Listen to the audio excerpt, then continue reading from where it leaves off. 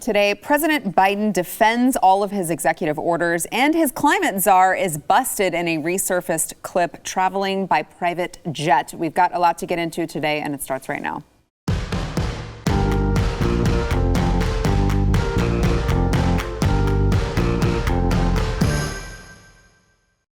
Welcome to the news and why it matters. I'm Sarah Gonzalez, today joined by Glenn Beck himself, the one and only. How are you? Hello. Hello. Nice to see you. Hello. Oh, God, we're in for a treat today. Also, Jason Buttrell, chief researcher for the big man. What was that? That's all I had. Following that up. Yeah. Hello. We're here to give you the headlines of the day. Wow, you're in for a real treat because apparently we're all in a mood today. All right, so Joe Biden made it a point today to defend the extremely high number of executive orders that he has already signed. He said, I'm not making new law. Please, we called it law whenever President Trump was signing them, but now I'm just eliminating the bad policies. Here's Joe Biden. I want to make it clear. There's a lot of talk, with good reason, about the number of executive orders that I have signed. I'm not making new law. I'm eliminating bad policy. That's not true. Is taking on the issues that 99% of them, that the last president of the United States, issued executive orders I thought were very counterproductive to our security, counterproductive to who we are as a country, particularly in the area of immigration. This is about how America is safer, stronger, more prosperous when we have a fair, orderly, and humane legal immigration system. So, Glenn, who knew that making the border less secure is actually safer for America? Well, it's more equitable. And by the way, none of that is true of what he just said, that he's only eliminating. He is doing all kinds of things, instructing the agencies to fundamentally transform. It is really important that people understand. He corrected himself a few days ago when he said equality, and then he corrected himself and said equity. He has, in these federal orders, these executive orders, changed everything. We are not about equality anymore. We're about equity, and that is equal outcome, not equal chance. Not creating laws is kind of the problem here. I mean, he's really saying the problem with the entire system, where every time a president comes into office, he just doesn't go through Congress, just like writes these executive orders. And bad policy. Some of that policy was actually trying to combat the problem that their little faux problem. Well, it was a problem, but the thing they just centered right on Donald Trump was with the kids in the cages. That was separating families. That was Obama and Clinton. Yeah, Clinton started it, and Janet Reno. It started with them. It was on steroids under Obama. Yeah. But so now, I mean, I just read that he just opened up another child detention facility down here in Texas, in South Texas. Where's all the outcry? Will the New York Times just be in an uproar? I don't think so. That is interesting because he also said today, when he was talking about all of these executive orders, he said, we are going to work to undo the moral and national shame of the previous administration that literally, not figuratively, ripped children from the arms of their families with no plan, none whatsoever, to reunify the children who are still in custody. Literally. I can't take the lies. It's not hypocrisy. It's not that we view things differently. These are lies from people who are telling us that they should be the arbiters of truth. That is not true. The children in the cages thing, I know, I was there. And I tried to reach out to all the left to say, look at what is happening. They wanted nothing to do with it until Trump got into office. And I was with them when Trump was in the office. Yes, finally, you're with me. This is wrong. I can't take the lies from the media and from these institutions anymore. And it's going to get worse. It's going to get much worse. So, Glenn, let me ask you, because you were there, you were at the border. Do you remember what year that was? 13? I think it was like probably 2015-ish. Yeah, 14 or 15. So, because we had a conversation about this yesterday with Jaco Booyens, who does a lot of work with sex trafficking survivors. But so you would agree that when children come to the border with an adult, there has to be some sort of separation for a certain amount of time. Provide documentary proof or DNA. Right. You know, and you can provide, they could do a swab test and a DNA test really quite quickly. And this is for the protection of the children, not because we're inhumane. Right. You keep them apart. Now, under Obama, they had different cages for different age groups. That was really cruel. You can't put a bunch of boys and girls together that are 15 years old. But you also don't want to separate brothers and sisters who are there. Yeah. So you're put into this awkward, horrible situation where you've got a 6-year-old boy and a 14-year-old girl, and they're in different buildings. And that 6-year-old is terrified, terrified. And what makes things even worse is everything they're doing is just going to exacerbate that situation. Yes. There's caravans coming. There's floods of people coming now that they're talking about blanket amnesty. I can tell you what's going to happen. Biden is probably going to, actually they won't say this out in the media, but they said it about Obama. Obama was the, what was he, the deporter-in-chief. Yeah. The deporter-in-chief. That's what he was known as before Donald Trump. Then all of a sudden they forgot about that. But the same thing's going to happen because they're going to be weak on the border. They're going to be very, very vocal on amnesty. They're not going to turn these people away. I don't think Obama did. Obama had to play the game somewhat. They're not playing the game anymore. They don't have to. to. They don't care. Yeah. They don't care. How long can they get away with that? I mean, they're going to have to go through Congress then on some of this stuff. They've proven that they will not do that. At what point? I mean, are you kidding me? Okay, if you were actually right. I mean, it's like if this was a 2008 conversation, I'd agree with you. It's Right. 2021, man. You thought last year was nuts? Wait until you see what's coming up. These people are not. They're talking about packing the court seriously now. Talking about packing the court. They're seriously talking about adding new states. Are you? Well, they got to go through Congress. No, they don't. I mean, if they were interested in playing by the rules, probably you'd be correct. What part of the they're Constitution do you think they're real fans of? How scary is that conversation? I mean, this is seriously. I mean, we're facing forever fundamentally altering the Constitution. That's what we're looking at over the next few years. I mean, I don't ever remember having this conversation before. I don't, but that literally is the reality right now. I've had so many conversations with really people that people would really respect. And I've stopped almost every conversation in the middle and said, can I just point out how bizarre it is to seriously be considering what we think is coming? Mm-hmm. Yeah. I mean, it is coming. It is coming. And, one of my, I think about this all the time now. I had a prompting 2012. Learn your scriptures. Memorize them. There's coming a time where you're going to need them and you won't have them. It scared me so badly because I had seen the things that are coming. And it scared me so badly that I did the opposite. For a long time, I put my scriptures away. And I didn't want to do it because I figure somehow or another, what a stupid, like a 6-year-old kind of thing to do. Well, if I don't do that, then I won't be in that position or, whatever. And I regret that because we are going to need the hope that can only come from above. I really, truly believe that. Yeah. In other headlines, John Kerry, who is, of course, the new climate czar, he apparently there's a new resurfaced clip that he's taking a lot of heat for. He was on his way to Iceland to receive the Arctic Circle Award for his work on climate change, and he just took a private jet. And so he was confronted by a reporter there who said, "I understand you came here with a private jet. Is that an environmental way to travel?" And he said, "If you offset your carbon, it's the only choice for somebody like me who is traveling the world to win this battle." And then, of course, added, "I negotiated the Paris Accords for the United States." That's not just a private jet. That is a DC-10 that I don't know exactly, that I don't think that's a global, what were those called?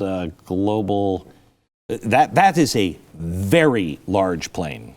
Coming out of. That's not a little private jet. Right. That is a very Global Express, maybe. And you're burning lots of fuel on that. But he's doing a lot of great work. And No, he wants to get and things you know done. what? I really honestly believe that these people don't think they're doing evil, most of them. I think they're doing good because they think they've been convinced they are only hanging out with their kind of people. And so they all are like, well, this totally makes sense. We have to, because these people are just, I mean, they're like animals. And so, I mean, they don't know what to do when the whole world breaks down. And so we're going to do this. And they really actually believe it. And they also, they just know that they're different because they have to do this. Otherwise, the planet will go away. And so, well, yeah, of course the little people don't have to do that, but they're not me. I'm doing these great things. I don't think that I don't think they even believe it. They don't believe the planet is No, is they at believe the it's a brink. tool. Yeah, exactly. So the Paris Agreement, which you just brought up, that's the perfect example of this. Which Joe Biden is rejoining. Rejoining, John Kerry, that was one of his flagship things. You remember he brought his granddaughter up on stage when he signed it at the UN. Everything that they meticulously negotiated would change the temperature by what, 0.05 degrees? Wow. For $50 trillion. Yeah. $50 trillion. It's not going to stop it. It's dumb. There's nothing. It doesn't do anything except destroy jobs and cost money. That's all it does, and create a giant billions upon billions slush fund that they'll use to subsidize more of the companies that they'll partner with. That's really all it does. You know, when he said, I think he said like people like me or something like that. This is the only way to travel. And when he said that, it reminded me of an old. I had a partner when I was back in my other job who did some protective work in Russia, and it was back during the Soviet Union. And he took a bunch of pictures, and you could see those. Remember those ZIL limousines? They were awful. You would see those like in the background. That was only for the elites of the elites. Everybody else was in complete and total squalor and had those crappy Soviet, like cars. And it was just a perfect picture of that's what they get. You get this. Right, but they have to have that. Oh yeah. Because they got to go places. Yeah, I'll give you a better example. You remember Al Franken? So Stu and I were at the 2008, maybe 2004 Iowa caucus, and Al Franken was there. It was the day after the caucus, and everyone was flying out. I mean, everyone, all the candidate staff, except for the candidates, all of the news anchors, everyone was flying out. And so the flights were just all screwed up. The lines were crazy. And I'll never forget, Al Franken leaned into the person, because I was standing right behind him. He didn't know who I was at the time. Standing right behind him, and Stu and I were just like taking pictures, and we're like, I can't believe it. And he leans in, and they said, you're going to miss your plane. And he said, look, I mean, there's got to be some mechanism, for people like me. And he said it with a straight face. He meant it. And she said, no, you're going to have to stand in line like everybody else. But they do believe that. Yeah. Yeah. All right, we've got more to get into, including one of your favorite soft drink companies, maybe the one that's requiring diversity. Oh, we're gonna get you started, Glenn. That's what we do here. First, we want to thank our sponsor, iTarget Pro. So if you are living in one of the states where they've used the coronavirus to basically trample on your constitutional rights, simultaneously defunding law enforcement while letting criminals roam the streets, letting them out of prisons. I know this sounds like the setup to like some crazy Lifetime movie, but it actually just happened. iTarget Pro is your go-to. It is to give law-abiding citizens a cost-effective way to train in the safety and privacy of their own home. So even if the range is shut down, you can still get your training in. And by the way, it's going to pay for itself very quickly. So Jason used to come with me to the range all the time. We'd go to the range. Can you believe the amount of ammunition we'd go through? Oh, I don't think I can go through. I don't think I can afford to go shooting the way we used to go shooting. It is so expensive. This is really the only way to be able to practice. Yeah. And Jason, you are former military. So how important is dry firing, which is what iTarget Pro does? That's what that does. And you spend your first week not even shooting any bullets at all. They just have you dry fire. Yeah. And you continue on that for the rest of your The career. only thing is that you have to learn after is bang. Not to jump, not close your eyes. wasn't ready for that. But seriously, it will pay for itself just in the what you're saving in range fees, ammunition costs. Today you can get 10% off plus free shipping with the offer code NEWS if you go to itargetpro.com. Trust me, it is the safest way to train. You can do it at home, and as an added bonus, you don't make holes in your furniture, so your spouse will appreciate it. It is itargetpro.com, offer code NEWS. That is itargetpro.com. Back in a minute. Coca-Cola says it will require diversity among the law firms who bill it for work in the United States, and they will reduce payments if they don't comply. Glenn, can you tell us? Oh my gosh, I am about to flip my wig on this because I love Coca-Cola. Yeah. I mean, Coca-Cola is all I drink. I literally, if there's Pepsi in the refrigerator, I question my children. Who went to the store and got a Pepsi? Whose is this? Yeah, who is this? It's just, it's all I drink when I drink soda, and never again. I have found I found my line, because here's what's happening. This is part of the Great Reset, and what they're doing is the left figured out a way to end run the Constitution and Congress. You don't have to pass a single law if you get these giant companies to do it. And I was online this afternoon, because I'm dwelling on it, and I was looking at, because what they're saying is 30% of all of their litigation, all the attorney work, the hours billed, 50% have to go to Asian, Pacific Islanders, whatever group, okay? And then 30% of the billable hours have to be done by African Americans. Oh, okay. And if not, you will lose their business. Well, this is exactly what BlackRock did on global warming, and Coca-Cola is doing also on global warming. And they will not do business with you. Now, that's fine. That's fine. They have a right to do that. But these global corporations, in concert with governments all around the world to build back better, and the World Economic Forum, are going to fundamentally change how everything is done. And you won't be able to withstand it. I mean, think of Coca-Cola saying just that to attorneys. Okay, now some law firms are affected. But that's globally. That's globally. And then all of their subsidiaries that have attorneys. That's a lot. Now, add the trucking people that they just hire a company to do that. All the people that work building just that one product for Coca-Cola. How about the aluminum for the cans? Now you're going to go to American Aluminum and you're going to say, oh, by the way, you have to have global warming and you have to have equity rules. And I can check those every quarterly. Yeah. That's craziness. And just to add for some perspective, about 1/4 of law firm associates now are people of color. Less than 5% of all associates were black, according to the latest report, compared with more than 13% of the overall U.S. population. So you're already limiting your scope. Right. So is it that racism is happening at these law firms?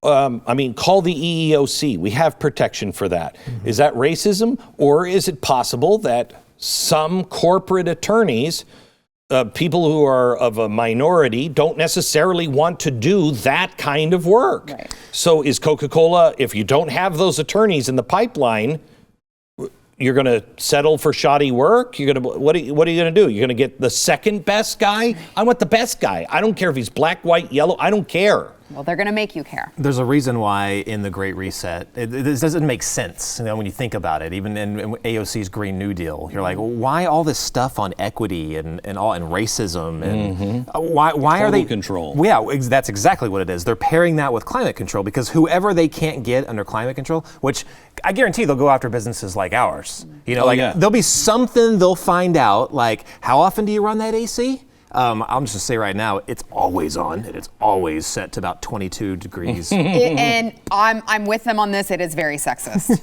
I'm always the coldest. So, But they come at you from both sides. Yeah. Now, you're just now hearing about this. And it's not the government doing it. Right. You can't do business with anyone. So if I wanted to do business now, I want to do business with Amazon because they're going to provide the cloud for me. I need to see your equity report every quarter. Right. I need to see your global warming report.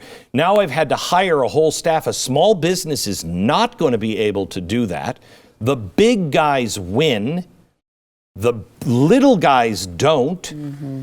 I mean, you completely change everything, and you don't need the federal government at all. Right. And you're hearing about this with Coca-Cola through the law firms, but this is going to extend far beyond that. And not just Coca-Cola, everything. Everything. All these big corporations, it's coming. Because they won't be able to get the investment, the cash to continue to run their businesses. It won't happen. Because the banks aren't going to lend without seeing their equity report. So Coca-Cola wants some money to expand. Bank will say, I need your equity report. I need to see your climate report. And when I was doing research this afternoon, I get online and I said to Jason, you need to see this. I just Googled. Now, this just happened. Okay, this just happened. They just announced this today, right? Right. I Googled and I was looking into the Coca-Cola company because I wanted to see how many companies does it take to get you a can of Coke. Couldn't find that, but I did find their distributor over in Europe. How would you describe their website? The distributor in Europe? Yeah. Which one was that? That was the one I sent you. That was Europe's distributor. It looked like the World Economic Forum, the Great Reset. It was all about the same terminology. It actually had a page of, yes, we make this amount of money, but look at the social good we do. And it was a page of it. It had to take a team of 5 to 10 people minimum, a long time just to put all of that information together. And they said, actually, to justify their business license. That was in there. To justify their business license. That's very important. You think not only could the government, either cancel licenses, put pressure on insurance companies so you lose your insurance, things like that. The government, through these investment companies like BlackRock, they're going to be investing directly into the companies that do what Coca-Cola is now giving in and doing. Yeah, they'll get a free pass. Now let's say because they're leading the way. They're showing. Nobody's telling them that they have to justify their Right. business license yet, but it's coming. Now but they're leading the way. This is how you do it. Now let's say you're Pepsi or you're some other company that won't play ball. How are you going to compete with a company that's getting subsidized by the government and possibly even through their new, civilian climate, force or whatever they called it, possibly Their even task force. getting workers through that. You're getting maybe free workers and subsidies through the government. Yeah. You cut out all the competition. You will be forced to comply. And this goes through every single industry. I mean, it's coming. You have to wonder if there will be legal challenges along the way because, for instance, if I'm filling out something... I'm going to tell you something. We just lost one of the biggest law firms in the nation. I've done business with them for 20 years. I know them by name. I've been to battle with them. They watch my back, I watch their back. Sorry, we can't do business with you anymore. Excuse me? It will cause too many political problems to be in business with you. What? I said, I remember a little story about John Adams representing the British. Are you saying I don't have a right to the best representation, even if you disagree with me? No, we're not saying that. We just can't. We've been in business 20 years. 20 years. I'm dying to say the name of the firm on the air. I'm dying to out these people. But that's what's coming. It's already here. So it won't matter if you want to challenge legally, you can't because no one will take your case. Who are you going to get? Right. I mean, Alan Dershowitz he'd take the case, but Alan Dershowitz is not a spring chicken. And how many Alan Dershowitz are out there? Yeah. Do you go into this in further detail at all on your show tonight? Oh, Great Reset. yeah. Oh, yeah. Yeah, we show you what it's all about. And you know something that I said, 3 years ago? I laid out something for my staff, and I think I only did one show on it 2 or 3 years ago. And I said, this is the way it's going to happen. And we went over it today. We're going to present it tonight. Oh my, did we call that one? Which is terrifying because I think I shared with you at the time, that's just to watch for because this is coming. And it's all happened. So God help us buckle up because this is coming. All right. Well, don't forget to catch that. It is 9 p.m. Eastern, 8 p.m. Central. You can catch it live on YouTube still, right? You're not gone from YouTube yet. No, Not yet. No, you can catch it on YouTube, and I'll be drinking a 7-Up, not a Sprite. All right. We have got more to come. Back in a minute.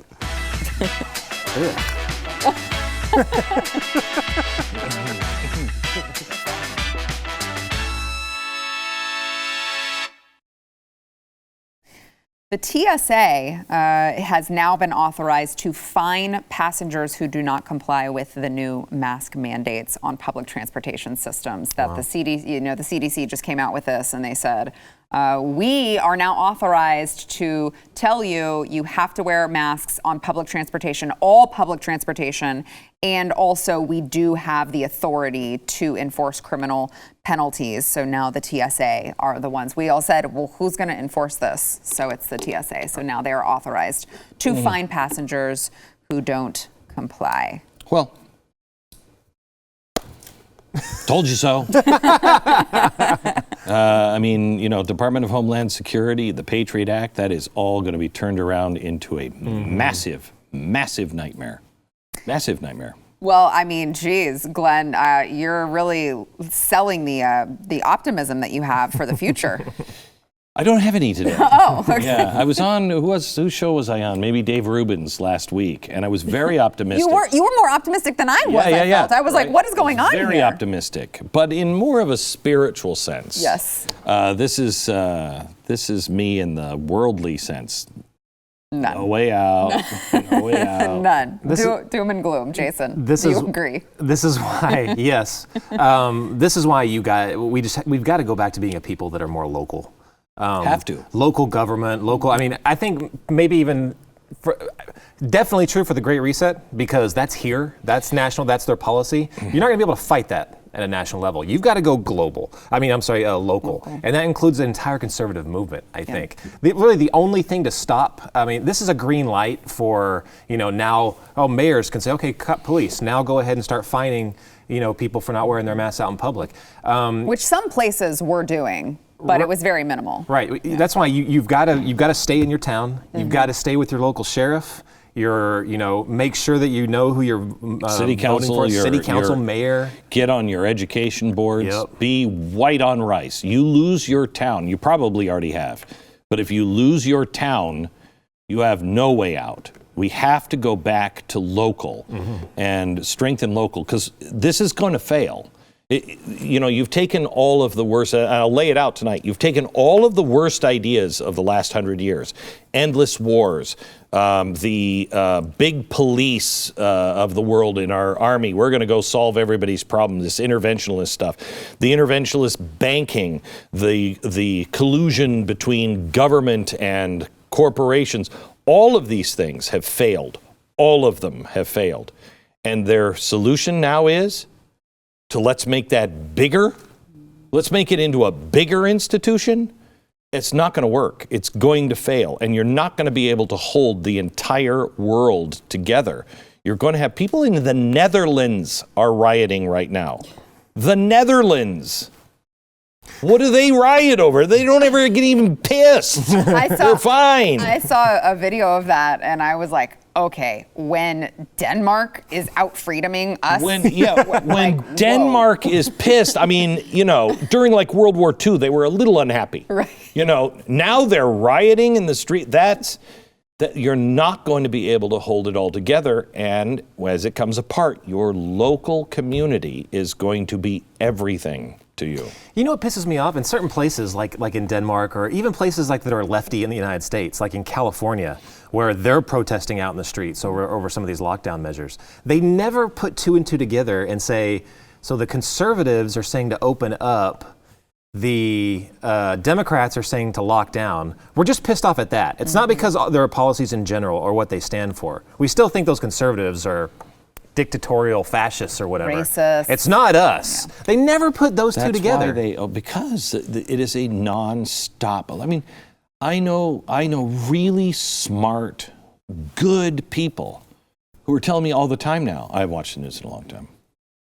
So whatever their opinion is of things, they're getting it from a little bit on Twitter, a little bit on Facebook. You know, they're not really paying attention.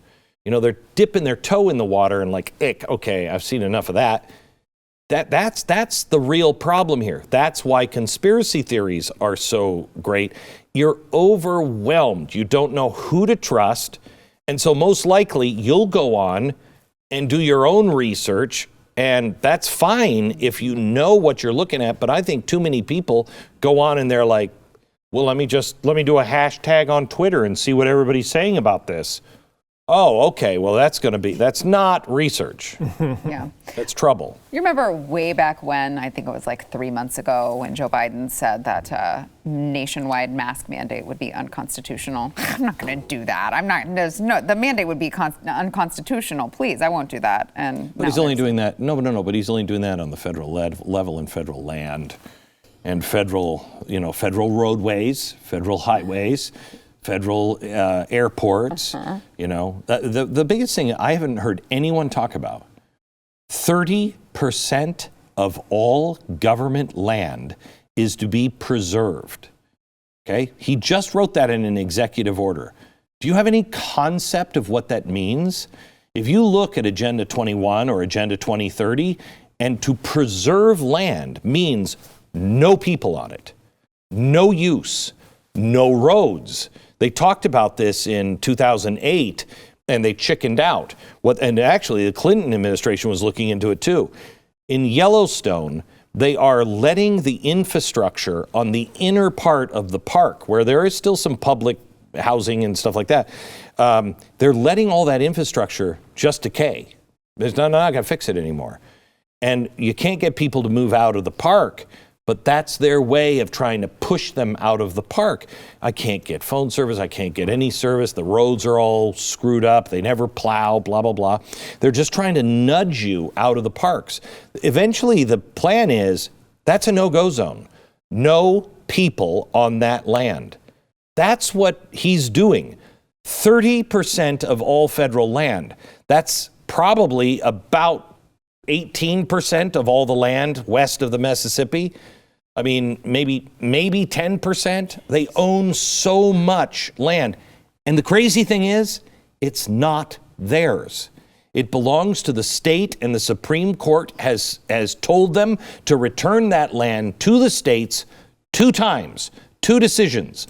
But when the government is the police force, they'll do whatever the hell they want. How are they going to preserve 30% of all government land when they just said that the way they were going to provide all these extra jobs was by plastering solar panels and wind turbines on government land? Because nobody's ever actually done the math on that. They've never done the math. We did the math at one point. It takes everything from Maine to Florida, and I think to Ohio. All of that land has to be covered with solar panels and wind turbines just to equal what we do, I think, in like nuclear power. It's ridiculous. Incredible. All right, we've got more to come. Back in a minute. How much of Utah is public?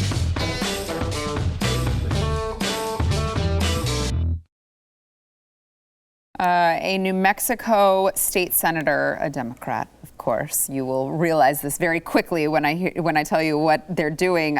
She's introduced a bill that could criminalize parents who teach their children how to shoot firearms if the child is not considered an authorized user. So, wait.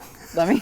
If you can't teach them how to shoot, how do they become an authorized user? Well, they have to undergo like a state-sanctioned firearms course. You as the parent Oh are my- not oh my qualified to teach them. Okay. Yes. So what part of will not be infringed is? I'm not sure that they referred to the Okay. Constitution All right, when yeah. making this bill. So it has been introduced in New Mexico. It says in part, it is an offense for a firearm owner or authorized user to store or keep a firearm in any premises unless the firearm is secured in a locked container or secured by a gun lock or other means so as to render the firearm inaccessible or unusable to any person other than the owner or other authorized user. And then it says a minor may be an authorized user only if the minor is at least 12 years of age and has successfully completed a firearm safety training course. This is So- where to even start. It's difficult to say. One of my favorite things to do in this day and age is look through all the things that Democrats are trying to do and calculate how many years in prison that I would actually spend. This just set me over. I think I was already spending like 5 life sentences, so this can put me Wow.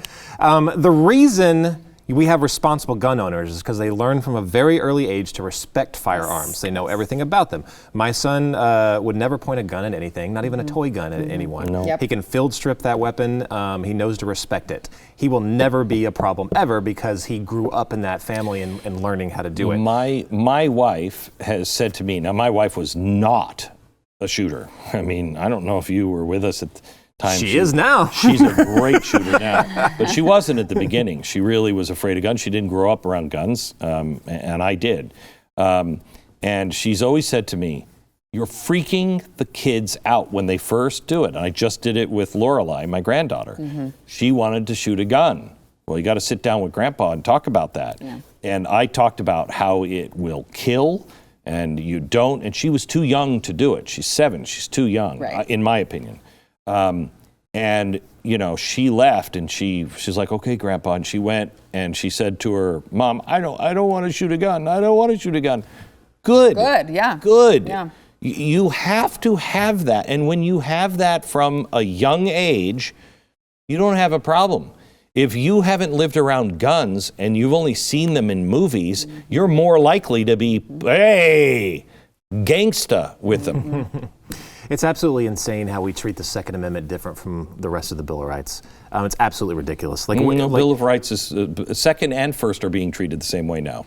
Oh yeah, for sure. But I mean, like, if you, I don't know, would it be illegal at someday if I teach my child that they have the right to petition the government, or Right. that the military can't come in and occupy our home? You know what I mean? Like, it's absolute lunacy when you think about it. But the Second Amendment, and First Amendment, there'll become a point where they're just dead letters if they're not already. The idea of a reality czar is it's the ministry of truth. It's George Orwell's 1984. It is a government official is going to go through the news to tell you what is true, what is not, what you should read, what you shouldn't, what's approved, what's not, who can tell you the news, who cannot. That's the ministry of truth from 1984. Yeah. Yeah, we're there. All right, the CDC, while we're talking about children, the CDC has weighed in on these teachers' unions. I know we saw it in Chicago, teachers' unions going back and forth saying we're not going to return to school until all What will the teachers can be CDC vaccinated. They've got to come out against the teachers' union, I'm sure. Oh, yeah. Actually, they said schools can safely reopen even if teachers are not vaccinated against COVID-19. That's amazing. Yes, so Somebody will lose their job. right. They said the preponderance of available evidence from the fall school semester has been reassuring. There has been little evidence that schools have contributed meaningfully to increased community transmission. The conclusion here is with proper prevention efforts, we can keep transmission in schools and educational settings quite low.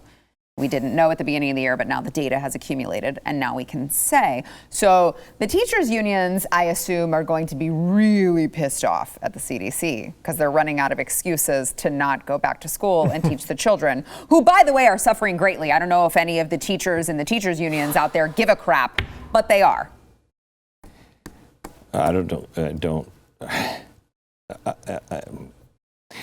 Let's just say this.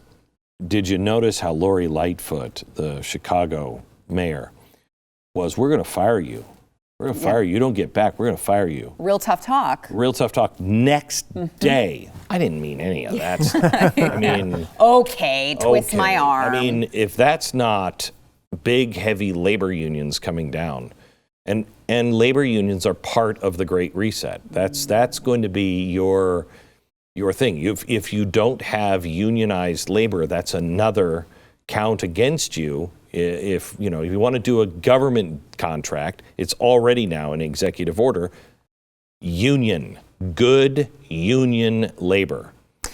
A couple of things. I find it hard to believe they didn't know about this months ago. Of course. They must have. They wait till now, a little bit after the inauguration to say, oh yeah, schools can open up. Common sense people, all of us knew that you didn't have to shut the schools down. Right.